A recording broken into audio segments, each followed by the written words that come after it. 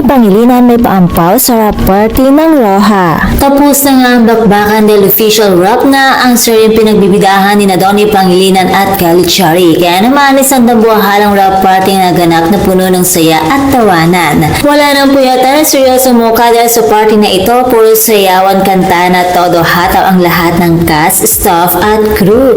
Kitang-kitang banding ng buong team na parang isang malaking pamilya matapos ang mahabang panahon ng pagtatrabaho.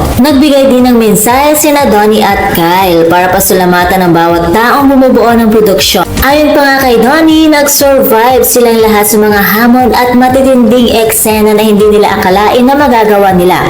Imbes na maging madrama, puno-puno ng pride at tuwa ang nararamdaman ng lahat dahil sa tagumpay ng kanilang proyekto.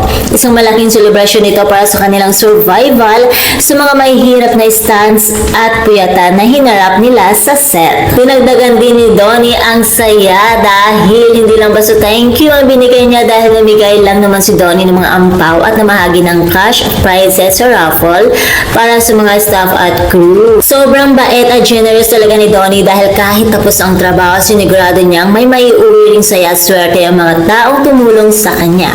Pati nga si Yasi nagpa-raffle pa ng TV. At syempre hindi rin nagpahuli ang kanyang mga fans na lagi nandyan at nagpadala pa ng mga pagkain at banners para ipakita ang kanilang walang sawang pagmamahal kay Donnie. Ibinahagi din ni Zia na binigyan din siya ng ampaw ni Donnie. Ibang klase talaga ang bait ni Donato kaya naman deserve niya ang lahat ng blessings. Kaya naman congratulations muli sa buong cast at crew ng Roja sa inyong tagumpay. Napakasarap makakita ng isang serye na hindi lang basta maganda sa screen, kundi may mga bidang gaya ni Donnie na may gintong puso at hindi nakakalimot sa mga taong nasa likod ng camera.